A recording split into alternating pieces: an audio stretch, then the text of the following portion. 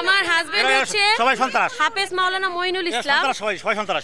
তো আমি হাজবেন্ড যদি শহীদ হয়ে থাকে, আমি কি একজন স্ত্রী হয়ে পারি নিজের স্বামীকে গুলি করতে? তাহলে আমি কিভাবে সন্ত্রাসের কাতারে পড়ি? আমার কি পরিবারে কেউ আওয়ামী লীগের লোক আছে নাকি আওয়ামী লীগের কোনো পদে আছে বলেন তো? বিয়েতে কি আমার পরিবার ছিল না আপনাদের পরিবার ছিল, শ্বশুরবাড়ির পরিবার ছিল বলেন তো? না না না, বিয়ের মধ্যে বাবা লেখা আছে, বাবা লেখা আছে, আপনার ছেলেদের সিগনেচার আছে, আপনার অভয় আমি দেখাতে পারবো, এখন দেখাবো, কাবিননামা দেখাবো আমার। এখন তাদের সাথে আমার ভিডিও ফুটেজ আছে, দেখেন শ্বশুরবাড়ির সবার সাথে ভালো সম্পর্ক ছিল। যেই শুনছে ধরেন সরকার থেকে অনুদান পাবে, তারপর থেকে আমাকে মিথ্যা মামলা কেন দিল? আমি সহ আমার পরিবারের 5 জনকে আমি কি আমার স্বামীকে মারতে বলছি? আমি কি বিধবা হতে বলছি যে আমাকে গুলি দেন, আমি গুলি করি, আমি বিধবা হবো? তাহলে উনিই তো রাজাকার, উনিই তো সব কিছু, তাই না? কারণ হচ্ছে ওনার বাড়ি হচ্ছে কোথায়? গোপালগঞ্জ, বুঝতে হবে। সে গোপালগঞ্জে সেই স্বৈরাচারী যে কারণে আমার স্বামী মারা গেল, পৃথিবী থেকে চলে গেল, সেই স্বৈরাচারের মানুষ তো রেখেই গেল, সেই স্বৈরাচার তো আমার সাথেও ঘটতেছে, তাই না? আমি কেন আমার হাজব্যান্ডের মৃত্যু মামলায় আমি কেন আসামি হবো? কখনো শুনছেন কোনো ওয়াইফ তার হাজব্যান্ডকে মেরে ফেলে, তারপর শ্বশুর পরিবার তাকে মেরে ফেলবে? আমার আমার বাবার বাসার কি দরকার ছিল তার মেয়ের জামাইকে মেরে ফেলবে? তার মেয়েকে বিধবা করতে তারা চাইছে বলেন তো? এবং তারা এভাবে লিখছে। আমার হাজব্যান্ড কিন্তু ঢাকা মেডিকেলে, আমি দেখাচ্ছি রিপোর্টগুলো, আমার হাজব্যান্ড ঢাকা মেডিকেলে চিকিৎসা অবস্থায় মারা গেছে। হ্যাঁ, আমি চিকিৎসা করাইছি, অনেক চেষ্টা করছি, আমার স্বামীকে আমি বাঁচাতে পারি নাই। যদি আমার হাজব্যান্ড ঢাকা মেডিকেল চিকিৎসা অবস্থায় মারা যায়, তাহলে তাকে কিভাবে যাত্রাবাড়িতে গুলিয়ে পড়ে? তারা এজাহারের মধ্যে লিখছে যাত্রাবাড়িতে গুলি খাওয়ার পর তাকে দুর্বৃত্তরা লোহা দিয়ে মারছে। তাহলে হাসপাতালের যে ডকুমেন্টস, এই যে হাসপাতালে দেখেন তো, এই যে হাসপাতালের যে ডকুমেন্টসগুলো, তাহলে এগুলো কি মিথ্যা বলেন তো? তাহলে যদি আমার শ্বশুর আমার বাড়ির লোকেরা মেরে থাকে আমার হাজব্যান্ডকে, তাহলে হাসপাতালে কিভাবে সে মারা গেল 6 দিনের দিন? বলেন কিভাবে মারা গেল? আপনার হাজবেন্ড যখন জীবিত ছিল তখন কি আপনার সাথে আপনার শ্বশুর বাড়ির কোনো ঝামেলা ছিল? না না, কোনো ঝামেলা ছিল না, আমার কাছে ভিডিও ফুটেজ আছে। কেন মনে হয় যে তারা আপনার এই টাকাই অন্ধ কইরা দিছে? এখন যখন সরকার থেকে অনুদানের কথা বললো, হাজবেন্ড মারা গেছে জুনের 26 তারিখ, মানে জুলাই 26 তারিখ, শ্বশুর মামলা করছে আগস্টের 20 তারিখ। তাইলে ওনারা যখন ঘোষণা দিছে ডক্টর ইউনূস স্যার যে প্রত্যেকটা শহীদ পরিবারকে টাকা দেওয়া হবে, অনুদান দেওয়া হবে, তখনই আমার শ্বশুর এসে আমার নামে মামলা করছে। কেন? আমি কি আপনাদের কোনো ক্ষতি করছি বলেন তো?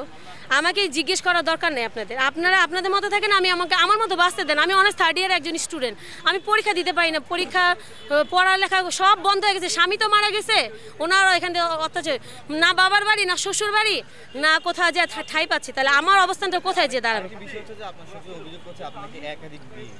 আচ্ছা, তাহলে প্রমাণ করতে বলেন, একাধিক বিয়ের প্রমাণপত্র লিগেল, আমার কাবিননামা, অন্যান্য ওনারা জাস্টিফাই করতে বলেন। আমি তো বলতেছি না যে আমার একাধিক বিয়ে, ওনারাদের প্রমাণ করে দেখাতে বলেন, কাবিননামা আনতে বলেন, সব কিছু এ টু জেড নিয়ে আসতে বলেন। আমি একটা মিনিট আপনাদের দেখাই, ভিডিও ফুটেজ দেখাই, শ্বশুরের সাথে ভিডিও ফুটেজটা দেখাই, না হলে তো বিশ্বাস করবেন। এই যে দেখেন আমার হাজব্যান্ড সহ শ্বশুরবাড়িতে খাবার খাচ্ছি। এই যে আমি মোবাইলে লাইটটা বাড়িয়ে দিই। হ্যাঁ,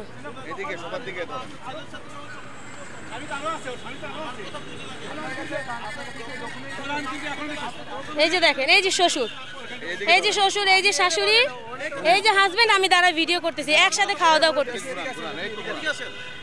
বলেন, তাহলে উনি একজন মসজিদের ইমাম হয়ে ওনার পিছনে নামাজ পড়া যায়? আপনারা বলেন তো, উনি একজন ছেলের বউকে এরকম হ্যারাস করতে পারে? এরকম কোনো পৃথিবীতে আছে মানুষ?